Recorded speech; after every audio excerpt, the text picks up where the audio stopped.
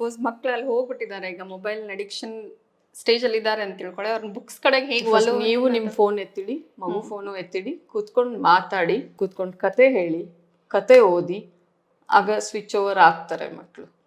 ಅದಕ್ಕೆ ಎಫರ್ಟ್ಸ್ ಮಗುಗಿಂತ ಜಾಸ್ತಿ ಪೇರೆಂಟ್ಸ್ ಹಾಕಬೇಕು. ಪೇರೆಂಟ್ಸ್ ಹಾಕಿದಾಗ ಮಾತ್ರ ಸಾಧ್ಯ ಆಗುತ್ತೆ, ಇಲ್ಲ ಅಂದ್ರೆ ಸಾಧ್ಯನೇ ಇಲ್ಲ. ಅದು ಮಕ್ಕಳಿಗಾಗಿ ಅಷ್ಟೇ ಇಲ್ಲ, ಇದು ಹೆಂಗಾಗಿದೆ ಅಂದ್ರೆ ಪೇರೆಂಟ್ಗೂ ಇದೊಂಥರ ಪಲಾಯನವಾದ ಆಗಿದೆ. ನಾವ್ ಏನ್ ಮಾಡೋಣ, ಕೇಳದೇ ಇಲ್ಲ ಮಾತು. ನೀವು ಹೇಳಿದ್ದೀರಾ ಇದಕ್ಕಿಂತ ಒಳ್ಳೇದೊಂದಿದೆ ಅಂತ ಕತೆ ಹೇಳಿದ್ದೀರಾ ಕೂರಿಸ್ಕೊಂಡು? ಯಾವತ್ತಾದ್ರೂ ಟೆರೆಸ್ ಮೇಲೆ ಕರ್ಕೊಂಡು ಹೋಗಿ ಸಪ್ತರ್ಷಿ ಮಂಡಳ ಎಲ್ಲಿದೆ ಅಂತ ತೋರಿಸಿದ್ದೀರಾ?